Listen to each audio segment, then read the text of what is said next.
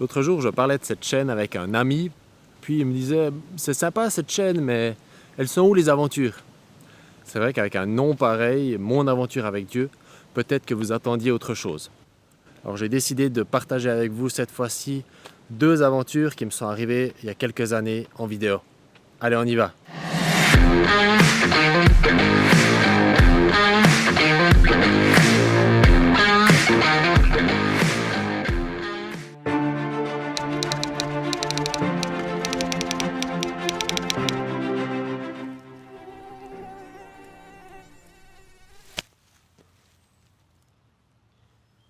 Cela fait quelques jours que nous marchons dans cette forêt afin d'observer les ours bruns.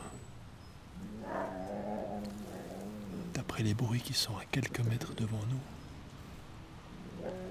il doit s'agir d'un mâle. Dans cette région, il peut atteindre jusqu'à 700 kg.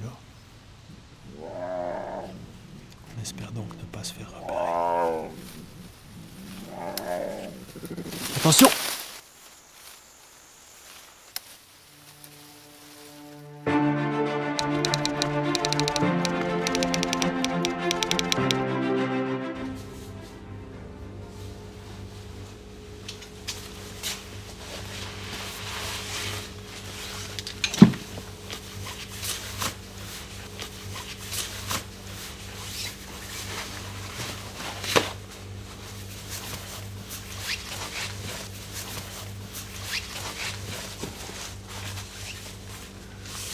C'est en voyant une vidéo sur YouTube que j'ai eu cette idée de venir visiter cette base spatiale abandonnée au Kazakhstan.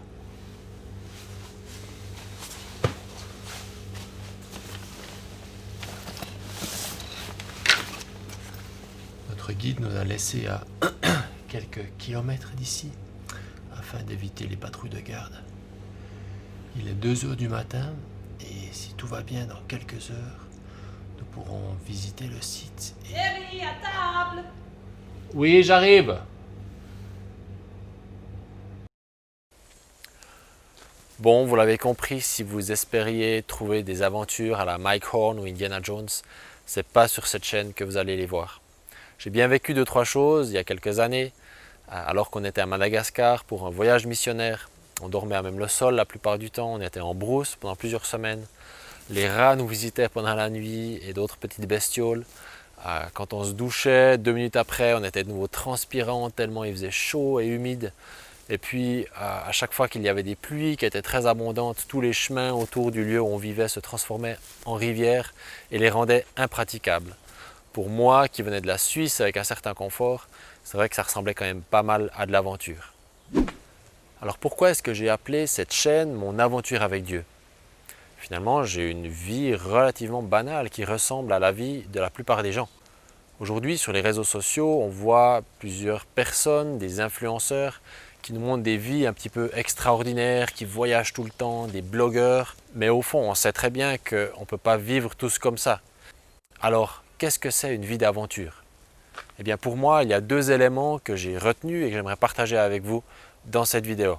La première chose qui me donne ce sentiment d'être dans une aventure, c'est le fait que je sais d'où je viens, je sais où je vais et je sais pourquoi je suis ici sur cette terre. Pour moi, une image qui m'a parlé alors que je réfléchissais à cette vidéo l'autre jour, c'est que c'est un peu comme si j'étais un livre finalement, où on connaît le début de l'histoire, je connais ma naissance, je connais comment je suis arrivé dans ce monde, je connais aussi la fin de l'histoire, ce qui se passera après ma mort, mais tout ce qui est au milieu est en cours d'écriture et je le découvre un petit peu au fur et à mesure et cette histoire qui est là en cours d'écriture est pleine de surprises et c'est un petit peu ça aussi l'aventure, c'est de découvrir ces surprises au fur et à mesure qu'elles se passent et qu'elles arrivent dans ma vie. Pour moi, c'est une chose super importante de savoir où on va et pourquoi on est sur cette terre. Et c'est vrai que j'ai l'impression qu'il y a beaucoup de gens qui n'ont jamais soit réfléchi à cette question ou alors qui l'évitent de toutes sortes de manières. Ils passent d'un apéro à l'autre, d'une fête à l'autre, ils remplissent leur journée d'activités et de choses pour ne pas trop y penser.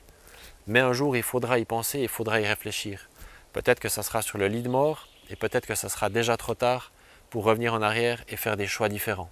L'autre élément qui me donne l'impression de vivre une grande aventure, c'est le fait de vivre par la foi.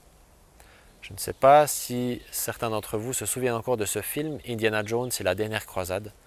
Mais à la fin du film, il y avait une épreuve, l'épreuve du saut de la foi. Les héros devaient passer un pont invisible, traverser un ravin sans voir le pont. Le pont était là, il existait, mais ils ne pouvaient pas le voir. Ils devaient donc faire confiance et puis faire un premier pas dans le vide afin que ce pont puisse apparaître. Et j'ai souvent l'impression que dans ma vie de chrétien, j'ai dû faire des pas de foi, comme on les appelle, mettre un pied dans le vide, sauter sans parachute, faire confiance que Dieu était là pour moi et que tout allait bien se passer.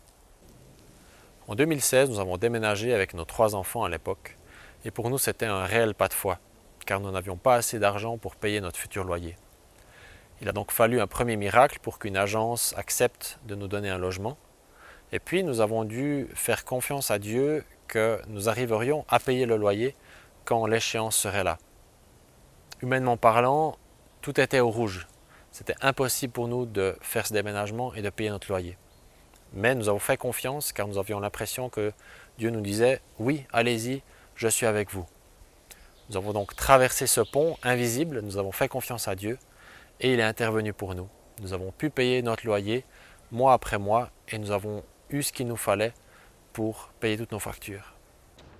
Dans une aventure, on a un objectif, on sait où on veut aller, on sait aussi le point de départ. Mais bien souvent, il y a beaucoup d'incertitudes et une certaine perte de contrôle en ce qui concerne ce qui va se passer au milieu, en chemin. Et dans la vie, c'est un peu la même chose. Et c'est pour ça que j'ai l'impression d'être dans une aventure avec Dieu. Je sais d'où je pars, je sais où je vais, et puis je le laisse contrôler finalement tout ce qu'il y a au milieu et je découvre avec lui, au fur et à mesure qu'il écrit ma vie, ce qu'il a prévu pour moi. Je lui laisse le contrôle, pas à la manière d'un marionnettiste, mais plutôt comme un bon père qui prend soin de moi, qui me conseille et en qui je peux avoir pleinement confiance. Et vous alors, quel est le sens de votre vie? Est-ce que vous avez un objectif clair, un sentiment que vous savez où vous allez? Ou est-ce qu'il y a une espèce de vide que vous essayez de combler de toutes sortes de manières? En tout cas, je vous encourage à réfléchir à cette question qui est vraiment importante. En attendant, je vous dis à bientôt. La prochaine fois, nous parlerons des différences qu'il y a entre les aventures qu'on peut trouver dans les livres, les romans, les films, et puis les aventures qu'on peut vivre dans la vraie vie.